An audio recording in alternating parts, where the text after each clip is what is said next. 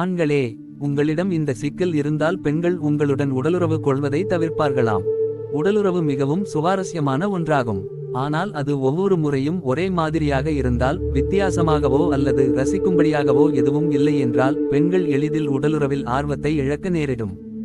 உடலுறவில் சலிப்பு மற்றும் ஆதிக்கம் மற்றொரு பொதுவான பிரச்சினை, எனவே அதை சமாளிக்க பல வழிகள் உள்ளன. ஆன்லைன் டெலிவரியில் பாதுகாப்பான செக்ஸ் பொம்மைகளை முயற்சிக்கலாம்.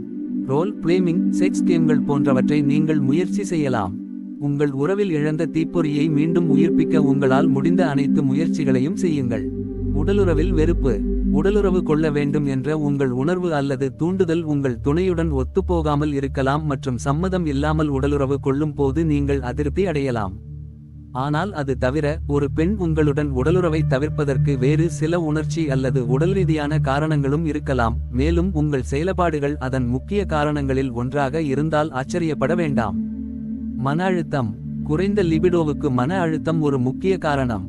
நீங்கள் உணர்ச்சிரீதியாக மோசமான இடத்தில் இருக்கும்போது, அந்த மன அழுத்தத்தை தவிர வேறு எதையும் நினைக்க முடியாத அளவுக்கு உங்கள் மீது அதிக சுமை உள்ளது, இதனால் உங்களால் உடலுறவு கொள்ள முடியாது. உங்கள் பாலியல் ஆர்வத்தை சோதிக்க விடுமுறை தினத்தை உபயோகியுங்கள். விடுமுறையில் உங்கள் செக்ஸ் டிரைவ் நன்றாக இருந்தால், அது வீட்டிலேயே மாறினால், உங்கள் செக்ஸ் வாழ்க்கையை திரும்பப் பெற உதவும் மன அழுத்தத்தை தணிக்க நீங்கள் வெவ்வேறு வழிகளை பார்க்க வேண்டும். மோசமான உடலுறவு.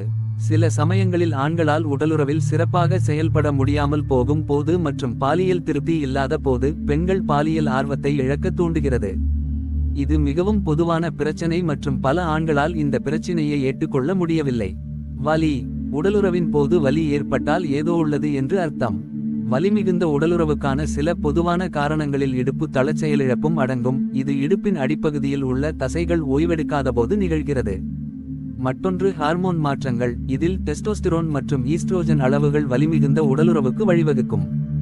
மேலும் சில பிரச்சினைகளும் உடலுறவின் போது வலியை ஏற்படுத்தும். எனவே உடலுறவின் போது உங்களுக்கு வலி இருந்தால் உங்கள் மருத்துவரை அணுகுவது நல்லது. உளவியல் சிக்கல்கள். அதிக கவலை அல்லது மனச்சோர்வு இருக்கும்போது உங்கள் செக்ஸ் டிரைவில் நேரடி தாக்கம் இருக்கும். உறவு சிக்கல்கள் பெரும்பாலும் இந்த நடத்தையின் பின்னணியில் காரணமாகும் மற்றும் சில சந்தர்ப்பங்களில் பாலியல் அதிர்ச்சியின் வரலாறு இருந்திருந்தால் அது நிச்சயமாக உங்கள் உடலுறவில் ஆர்வத்தை பாதிக்கும். மோசமான நாற்றம். துர்நாற்றம் வீசுவது யாரையும் வெறுக்க வைக்கும், அதில் பெண்களும் அடங்குவர். உங்களுக்கு அதிக வியர்வை அல்லது வாய் துர்நாற்றம் இருந்தால், ஒருவர் உங்களை எவ்வளவு நேசித்தாலும் அதை ஏற்றுக்கொள்வார் என்று எதிர்பார்க்காதீர்கள்.